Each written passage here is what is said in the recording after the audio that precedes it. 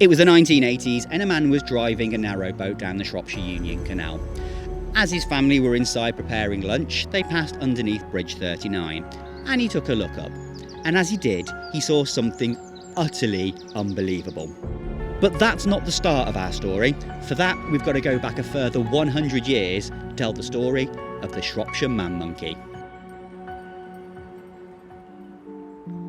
Every corner of the world has stories of strange beasts of dubious existence, and England is no exception. In fact, the ape-men tropes of Bigfoot, the Yeti and Australia's Yowie, as we know them today, are often a European take on local folklore. Ape-men tales start to become popular in the 19th century, which is curiously around the same time that orangutans started making their way into Western zoos.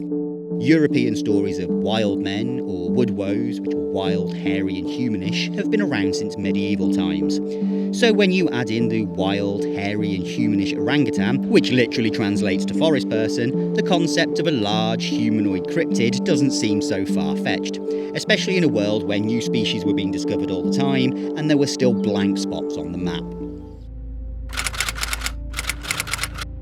A December edition of the Sheldrake's Military Gazette in 1878 reported that a gorilla had escaped from a travelling menagerie somewhere near Bridgnorth, where in the darkness of night it was severally seen by a clergyman and a policeman, both of whom fled. Word got about, and a few nights later, here in Madeley Wood, a local woman popped out to go and visit her neighbours. Leaving a candle lit and the door open, she returned later that evening. She was horrified at seeing a bent form with a godly array of grey hair around its face crouching over the expiring embers of the fire, apparently warming itself on the light having gone out. Too frightened to scream, she promptly ran back to her neighbours. The following month, on the 21st of January 1879, at around about 10 p.m, a man was driving a horse and cart across Bridge 39, when something even more disturbing happened. Folklorist of the time, Charlotte S. Byrne, chronicles what happened. Just before he reached the canal bridge, a strange black creature with great white eyes sprang out of the plantation by the roadside and alighted on his horse's back. He tried to push it off with his whip, but to his horror the whip went through the thing, and he dropped it to the ground in fright. The horse charged off at full speed with the creature still on its back until it finally vanished. And the man did eventually make it to a village further down the road where he recounted his tale. Upon hearing it, one chap was so scared he actually stayed the night in the village rather than risk crossing back over the bridge. And our traveller himself did eventually make it home, although he was so shook up by the incident he apparently spent several days in bed to recover. During this time, he was visited by a local policeman who had initially thought that he had been robbed. However, upon hearing the man's story, he was quite disappointed and said, "Oh, was that all, sir? I know what that was. That was the man monkey, sir, as does come again at the bridge ever since a man was drowned in the cut." This brings us back to our man on the canal boat from the start of the story. Apparently, when he looked up at the bridge, he saw a huge black hairy monkey staring down at him. He shouted for his family, but by the time they'd got up on deck, it had gone. Now, he didn't tell anybody this story for about 20 or so years, mainly because his family had mercilessly teased him about seeing a monkey. But after reading an article on the Canal and River Trust website about the previous incident in the 1800s, he finally felt confident that perhaps he had seen something. So, gorilla, ghost or guff? Well, first off is the gorilla theory, which does have a few holes in it.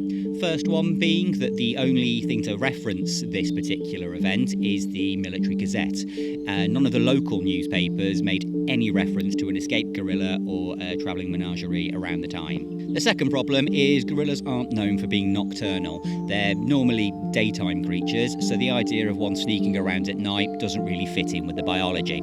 Also, several online retellings of the story say that after the woman returned to her neighbour's house, they all came round with pitchforks and guns in an attempt to confront the creature, only to find that it had gone. However, if you actually read the original article, it does go on to say that there was in fact no gorilla, and it turned out that the gorilla was in fact a local character known as Old Johnny, who had apparently seen the fire inside and gone in to light his pipe, and almost got himself shot in the process.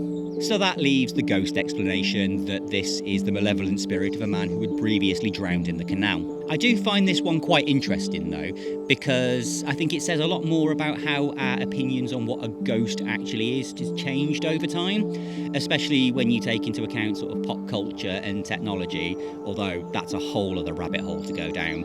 But as for the man monkey itself, be it escaped gorilla, malevolent spirit, or just a tall tale to fill out newspaper articles, I'll leave that up to you.